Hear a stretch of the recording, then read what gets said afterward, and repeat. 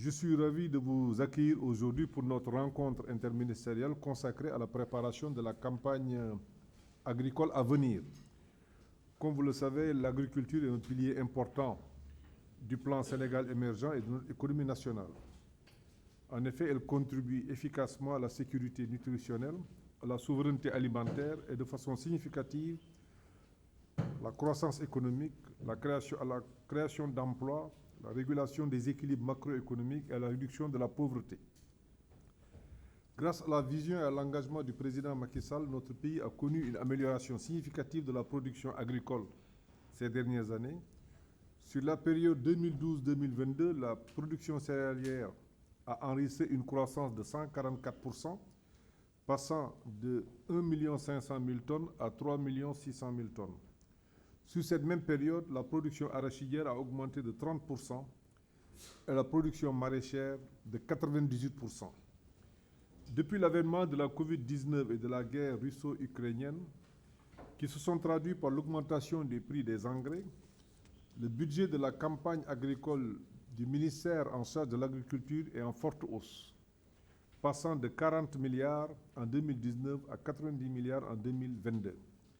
Cet important effort de l'État en termes d'appui aux producteurs a permis au secteur agricole d'atteindre des résultats importants dans le cadre de la mise en place et de la cession des intrants subventionnés.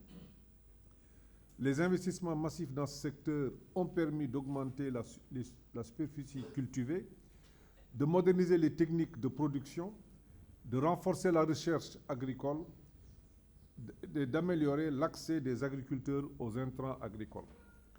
La campagne agricole 2023-2024 qui s'annonce s'appuie sur la stratégie nationale de souveraineté alimentaire qui vise à assurer aux populations une sécurité alimentaire et nutritionnelle durable, à développer une meilleure résilience. Toutefois, malgré ces efforts, la production agricole de l'année dernière n'a pas été à la hauteur de nos espérances. Cette année, nous devons travailler ensemble pour garantir que notre campagne agricole soit une réussite. Nous devons veiller à ce que nos agriculteurs disposent des ressources et des outils dont ils ont besoin pour produire des récoltes abondantes et de qualité. Nous nous sommes assurés que les politiques publiques soient alignées sur les besoins des producteurs. Aussi, tirant les enseignements de la campagne précédente, le gouvernement va-t-il améliorer l'accompagnement dans la détermination des cultures à semer, ainsi que les calendriers de plantation et de récolte? Il est également essentiel d'assurer un soutien technique, l'accès aux semences, aux engrais, aux pesticides, aux outils agricoles pour garantir une production optimale et de qualité.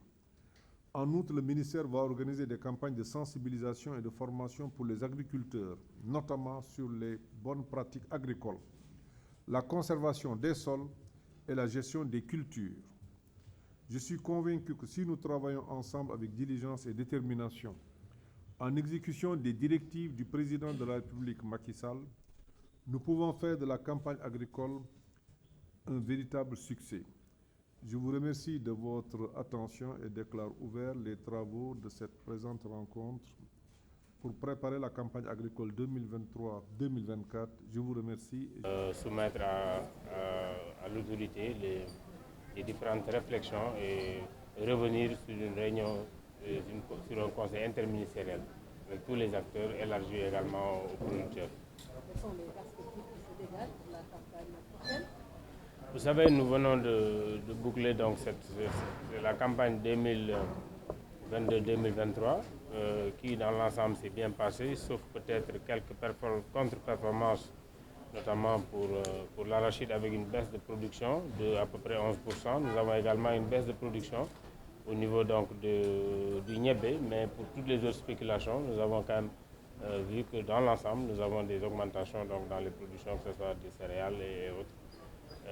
Nous voulons également nous préparer par rapport à tout ça. Nous avons également remarqué l'année dernière que nous avons eu de très fortes hausses sur le prix des engrais. Tout le monde sait que c'était dû à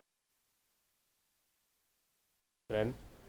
Mais déjà pour la perspective 2023-2024, nous allons certainement vers une baisse du prix des engrais. Mais de l'autre côté également, nous constatons sur le terrain très certainement une hausse des prix des semences.